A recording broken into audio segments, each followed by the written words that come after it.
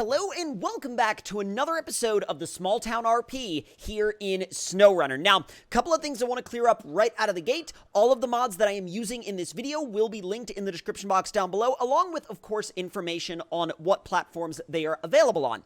Now, there's also a couple of other things I need to address. One is the empty driveway. Two is how I'm playing Red Lawn Preserve without a lot of the textures freaking out. And three is why there haven't been any new episodes of the Small Town RP until now. Well, as some of you may know, I encountered a massive bug, a massive glitch recently, well, recently-ish, a couple of weeks ago, in regards to custom textures not displaying properly after one of the updates to the game. Now, this is being recorded on the public test server where it seems like the developers have completely fixed that issue because I haven't run into any issues whatsoever and the game has actually been performing flawlessly. So, good on them. The game is running amazing right now. And that is why you don't see any of the vehicles that I used to have, essentially, because, well, that all got wiped, switching over from the main game to the public test server. Now, we're going to talk about that a little more as we go through our task today, but what we have to do is we have to use our GMC Denali 3500 to head on out and recover a stranded side-by-side and bring it back to town. It's a pretty simple job. It's not that big of a deal, but we're going to use it as an opportunity to talk a little bit more about the future of this series and what happened in between the last episode and this episode. So let's fire this thing up and get on out there. What's up, Beans? And as you can see, as the truck roars to life, we're all set to go if we have to be out for a little bit of a while because we even brought our lunch along. Well, actually, we brought a little bit more than our lunch. We got a whole freaking cooler in the passenger seat. So let's go ahead and head on out. Now, as always, this thing sounds absolutely incredible. And as you can see, we actually swapped out the gold wheels to red wheels. I'm not sure if I'm the biggest fan of it or not, but I decided to give it a little bit of a try and see what it was like and see if I liked it over the course of, I don't know, a few days. And if I like it, I'll keep it. If not, you know, we'll move on to something else. Oh, looks like my neighbor got a new truck too. That thing looks sick. All right, let's keep on. Whoa. Who put that tree in the road? God, we really need to talk to, whoever's in charge of the road maintenance around here because y'all be leaving trees in the middle of the road.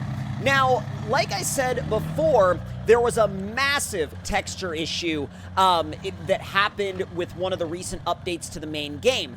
And like I said before, this is not the main game. This is on the public test server, which you can access the public test server on PC if you own SnowRunner through the Epic Games Store. It is not available for owners of the game through Steam, unfortunately. So if you want access to the public test server, which gives you essentially early access to upcoming updates like Season 10 and other patches, so you can test and report bugs before the update goes live and hopefully improve them, again, before they go out to the general public. That's what the public test server is for. Now, I didn't think that an issue as big as the one I was experiencing was gonna be resolved simply by playing this map on the public test server, and I was like, you know what? I'll fire it up, I'll give it a try, I'll see what happens, and lo and behold, it worked, and it actually runs better than it's ever run. I mean, this map is playing so smoothly. I mean, y'all, not only look at the quality of the game, but like, look at the freaking frames. The frames are beautiful.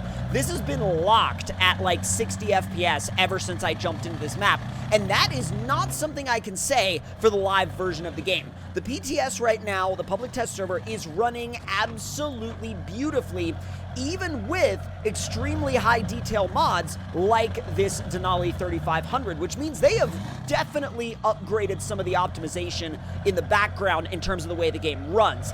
Now, as far as I know, that side-by-side is out there, kind of on the other side, so here's what I'm gonna do. I'm gonna actually turn this hoss of a setup around. It's not really that much of a hoss, it's a tiny little single axle trailer, but never mind that. We're gonna turn around real quick and apparently jackknife the crap out of it. Ooh, don't hit the tree. And we're gonna back down to kind of where the entrance of that trail is, so that once we get the side-by-side back to this side of the river, we can actually just load it up on the trailer, winch it on up there, and tow it back to town, and it won't be all that difficult of an adventure. So, or at least it shouldn't be, as long as we set ourselves up correctly. So that's good enough, and we're going to go ahead and detach the trailer, leave it right there, and then now we are going to see if we can cross the river. Also, a massive flood came through and washed out that bridge again. I don't know how many times I'm going to have to rebuild that bridge before this town decides they need a stronger bridge. But you know what? That's their decision, not mine. And if they want to keep paying me to keep repairing it, then that's on them, not me. So there's the side-by-side that we need to recover. We're going to be really careful making our way down in here with a massive dually because, woo, that's an angle. That is not what I expected to have happen. Ooh, easy. All right, rear axle's coming down. Oh, we are on that rear bumper. That rear bumper is not getting any brakes today, y'all. All right, let's see if we can get just a little bit further before we fully commit to crossing this river. Aw. Hey, mobile mechanic, thank you. All right, let's go. Now, what's gonna be the best way to do this? I'm actually thinking we won't cross the river at all. I'm thinking we'll just back up, run a tow strap to the side-by-side, and then just pull. I think that that's probably gonna be the best course of action, because it's not really all that far to cross, and we should be able to get it across that river pretty dang effectively. So let's see if we can get in position and run a tow strap. All right, we're hooked up. Now let's see if we can ease this thing out of there without flipping it over or causing any additional damage. We're gonna run low minus for this, just creeping it on out. Easy. Supposedly, the electric motor in that thing is already bad. Like, it's already been flooded out, so we don't really have to worry about damaging it anymore. So, that's fine. I'm just worried about the lip of this rock now, because the lip of that rock is pretty gnarly. That's not bad, though. We were able to get it out of there. Woo! Thank goodness it's not that heavy. Because if it was super heavy, we wouldn't be able to winch it like we just did. Because we were able to winch it pretty dang easily. So now we just got to get it back to the trailer, get it loaded up, and head on back to town. Now, as happy as I am that the public test server is able to run this map and other maps with custom textures and objects this well, it really does make me wonder about the stability of the game sometimes. Because, you know, what's interesting to me is that we've had scenarios in this game before where an update to the live game will get pushed that will essentially break a bunch of stuff. And yet, you know, on one of the public test server updates that comes shortly after, everything gets fixed, but then again, it takes forever after that for that change to make its way to the live game again. So I don't really know why that happens. I don't know why it's a thing. Also, we're kind of stuck on the edge of that rock right now. Kind of odd position to be stuck in, actually. Is it in the ground? Yo, hold on. See if we can bring it around. Okay, yeah, we were able to bring it around the edge. I wasn't really sure why it was, like, completely stuck in the ground over there. Also, we banged up both edges of our rear bumper. Nothing besides that. Like, everything else was fine. We just completely destroyed the edges of our rear bumper. All right, you're gonna stay right there, and I'm gonna go get myself hooked up to the trailer, and then we're gonna get the trailer in position, and then it'll finally be time to head on back to town.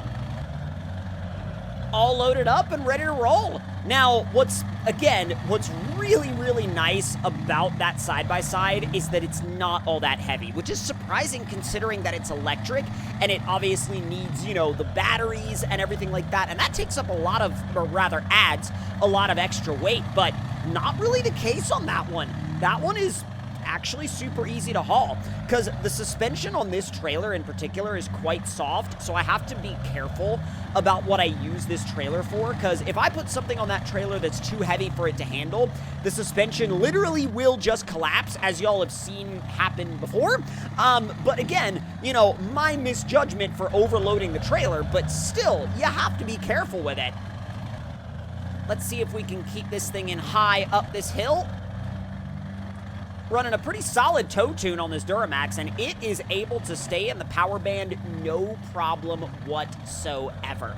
But back to the prior topic about kind of stability within the updates of this game. Like, I understand that they're always trying to improve the game, and that's great, and they're always trying to make it run better, but I really wish that some of the ways that we would see them improve the game on the public test server would make their way to the live game, because only some of the improvements that we see on the PTS will make their way to the live game. There are some amazing, like, performance improvements that have been tested on the PTS and haven't really ever fully, or at least I haven't felt like they have fully made their way to the live game. And in some ways that's kind of sad, because it's like, dang, you know, there are certain things that they can do with this game that for one reason or another don't end up making their way to the live game, which is not always the greatest thing. It's like, dang, I really wish some of these amazing performance updates would make their way to the live game, and hopefully in the future we do see more of them actually making their way over. All right, let's turn on into the garage. Looks like it's definitely gonna be a electric motor and battery replacement for that side-by-side, but that shouldn't be all that bad. I think they've got a electric specialist down here. Shouldn't be all that big of a deal. And we'll pull on in and unload it. Well, wait a minute. We gotta line it up with the garage door first. The heck am I thinking? Ooh, easy. Okay, there we go. Ramps down. Boom. And let's get it unpacked. And then now we can go ahead and wheel it on into the garage. And boom. All right, now we'll leave them to it and let them work on that thing. And then now we'll just head back home and start the process of rebuilding our fleet, because we got quite a few things to rebuild in that fleet. But you know what? That's okay, because it kind of allows us a little bit of a fresh start. But, you know, when that storm, air quotes, rolled through and took out everything, I mean, well, you gotta rebuild from somewhere, right? But if y'all enjoyed this episode of the Small Town RP, definitely let me know your thoughts and opinions in the comments below. Hit that like button if you enjoyed, subscribe if you're new, and I'll see y'all next time. Talk to y'all later.